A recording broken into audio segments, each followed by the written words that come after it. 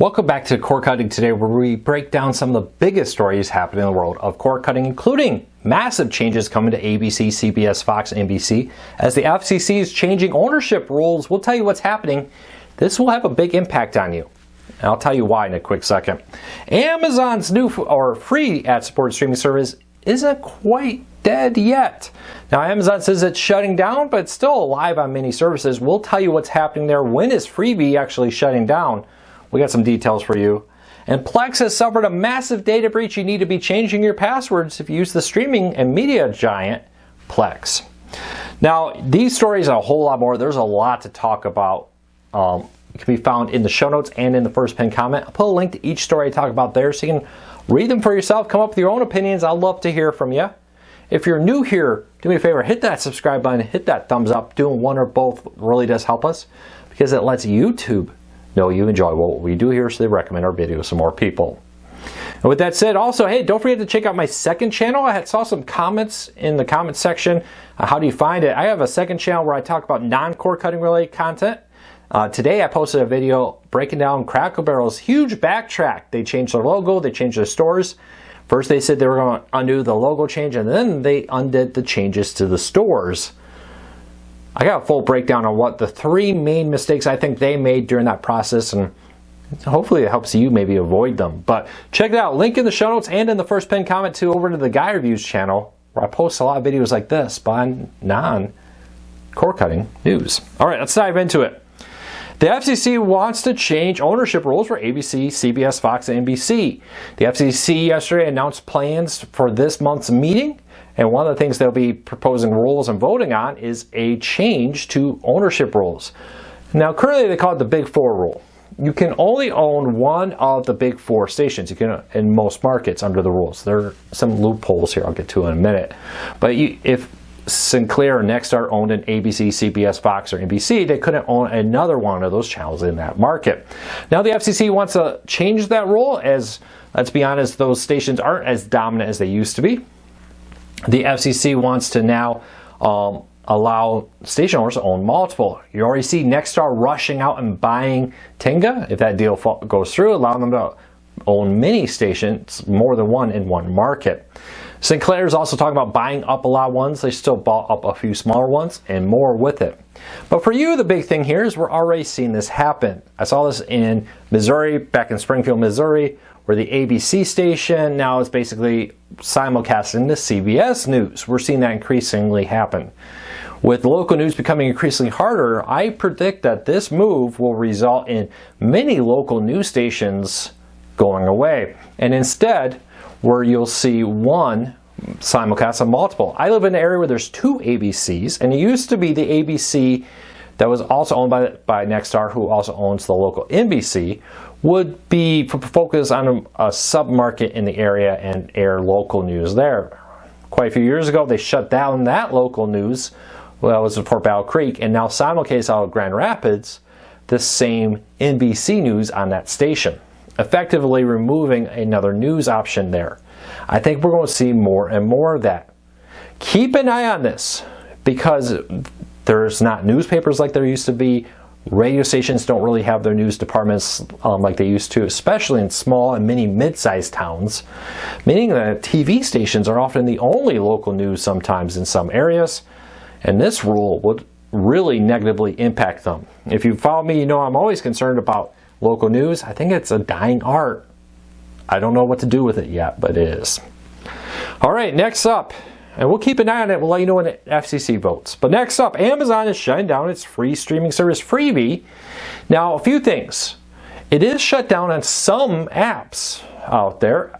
Fire TV seem to be hit and miss. Some people say it's not working for them. Others, it is for the app. But Freevee is still available through Roku, mobile apps like Android and iOS, and more. And their website on Amazon is still there for Freevee. It's their ad-supported service. Amazon says its ad-supported free content is going to be migrated into the Prime Video app here, and you'll find it there. Though a lot of people complain it's kind of hard to find the stuff there versus the old Freevee app that had everything just neatly laid out. Now, Amazon says sometime in September, all these remaining apps will shut down. When, I don't know. Over the next couple weeks, I suspect it will shut down. But that's the message in official language there. Again, it seems to be a stepped, slow rollout, but Amazon Prime Video is getting the free ad-supported content there. But unfortunately, you're no longer going to have the Freevee app to have one location to find all that content. You do not need to be a Prime Video member to subscribe and get access to the content. You can just log in and watch it even if you don't subscribe to Prime Video there. All right, next up, Plex, which is a free ad-supported streaming service and is a media manager that allows you to stream your media to multiple devices, has come out and warned customers that it suffered a data breach and is suggesting many customers go change its password. Two-factor is always a good option on this too. But again, if you use that password somewhere else, you may want to change your password there too if you use it across multiple devices. A few things with this. They say their passwords are encrypted, but those can be broken with enough time and enough effort by people. And they say it was unlimited one. I would suggest that you do spend time and go change your passwords on Plex. And again, if you reuse that username and password on other places, you're definitely going to want to change your passwords there also. Next up, Law and Order is getting a free live channel. Now, we posted initially about this being available on the Roku channel, streaming free episodes of the popular Law and Order series. Well, it's also launched on multiple other services like Pluto TV, Peacock, and Hulu. Can now stream Law and Order on that across there. Full list, okay, for paid customers, Peacock and Hulu. Free ones, Pluto TV, Prime Video via Freevee, the Roku channel, LG channel, Samsung TV Plus, and Xumo all now has it. Pretty cool one. Again, if you saw my story earlier, talking about it coming to the Roku channel, that was true, but it's now rolled out later in the day to all the other services also. Great, one more way to watch free crime and drama content. All right, PBS wants to get into those pesky YouTube revenues, those video game channels that kids watch all the time. PBS is launching a gaming unit with Odd Squad Gaming Unit, kid-driven, and I'm talking about like young elementary school age kids are making video game content for PBS Kids called Odd Squad Gaming, or OSGU unit with that, and it will post on YouTube gaming, kid-friendly PBS created gaming content for kids. It's interesting to see a major brand like PBS try to revolutionize itself by targeting kids with gaming content on YouTube. Paramount's getting more into sports, and with this, everybody wants a multi-view. Well, Paramount has announced that they'll be introducing a multi-view feature for the Champions League season. For us Americans, soccer. For the people around the world, football. You'll be able to watch up to 4 games at once through Paramount Plus, and allowing you to get more content there. Hopefully we see this come to more and more places. Multi-view is kind of coming to a little bit of everything now, and I love it because I love being able to watch multiple things at once with that. Today in TV history, a big one. Now, I was a big fan of the book, and it took me a long time after this came out until it was on DVD to watch this, but 24 years ago, yesterday, Band of Brothers premiered on HBO. Now, Stephen E. Ambrose, an amazing writer, wrote the book that this series was based on. Highly recommend all of his. He's a historian specializing in World War II, but other topics too. His D-Day book is absolutely fantastic. Just a quick book recommendation there with it. But 24 years ago this week, Band of Brothers hit HBO. It's hard to believe. All right, if you're a T-Mobile customer, you may have to go online or on your phone for customer service going forward. Phone Arena is reporting that T-Mobile is cutting back on in-store agents and reportedly considering shutting down its physical stores, according to Phone Arena. Now, if that report is true, you would have to use the T-Life app, go online, or call their customer service line to make changes to your plan and get help with your line there. No word on if this is official, and T-Mobile has not commented on it, but that's the word on the street. We'll see. I doubt they will close all. I think what more likely is, personally, okay, me taking this news, interpreting it, my personal thoughts. Would not surprise me to find them a significant reduction in the number of stores, because fewer people are walking into the stores. More people are buying stuff online. More people are using chat bots and phones. But I think we're a ways off, but I could be wrong here from them shutting down all their physical stores, but a big reduction in them, definitely think is a real possibility. All right, Pluto TV is adding another free channel, this time a weather channel. If you're a Pluto TV viewer right here, folks, Fox Weather is now available on Pluto TV, streaming free there with live coverage of everything happening in the world of weather, now available on Pluto TV. Yesterday we talked about Star Trek having its 59th anniversary for the original series. Well, now Paramount has announced that as we lead up to the 60th anniversary of Star Trek, the original series, next year, they'll be having a year-long celebration of what they call Star Trek 60, and it plans to launch a new live-action series. I really hope this is the new Star Trek Legends show, which is the kind of the new Enterprise season picking up from the end of Picard. It seems like they always want to go back in time with Star Trek, or they want to go way forward in time. And I kind of enjoyed this, like Lower Decks and Picard was just kind of a little bit advanced, kind of a continuation of it, much like we saw The Next Generation, a jump. I love to see this be the next jump without going crazy far into the future like Star Trek Discovery did.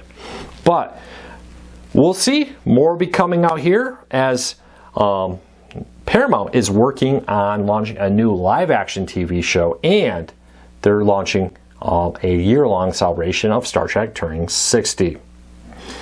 YouTube aired its first exclusive NFL game. Now this aired on YouTube and YouTube TV, and it had over 17 million viewers. Some people are excited about it, some people were a little surprised. Friday night game. Is that more or less than what you expected NFL to get on YouTube? But YouTube had an exclusive Friday night game. We'll see how this plays out. There's a lot of speculation that they may not be doing that again in the future. We'll see. I think they will. I bet we'll see more of that. And lastly, we talk about AI, and I talk about the need for more power plants in our grid, because as you stream stuff, this takes up a lot of power.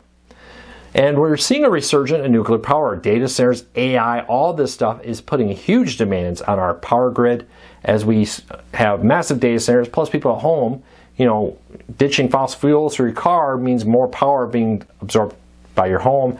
I recently replaced my gas leaf blower with a battery one. Great, but again, more power I'm absorbing on the grid. Nuclearn is a AI service out there that intends to build AI for nuclear power plants. Just got $10.5 million to help the nuclear power industry embrace AI. This seems like we've seen a movie about this. Let me know, which movie does this make you think of? But how do you feel about AI helping run our power plants, most particularly our nuclear power plants with that? It feels like this is the beginning of a movie. This seems like a movie script to me. I don't know. Which movie do you think that was? That's my question for you today. I thought that story was a little interesting, but it is very true that we need more power in our grid. We're already seeing huge demand, and there's many reasons for that. One of them being AI, one of them being streaming. This is all coming from data centers producing a ton of power. The other thing is we have more and more electric cars on the roads, and we're talking about states forcing all cars sold there to become electric. Well, somehow those need to be powered, and all of our projections about like when solar power or wind power will be able to meet them did not fully account for like the massive demand and power from AI data centers. So we'll have to keep an eye on that. But let me know what you think. Which movie does AI controlling our nuclear power plants make you think of? Well, that's it for today. I hope you have a fantastic day. I'll be back again tomorrow with another video. Until then, take care, be safe. I'll talk to you all again real soon.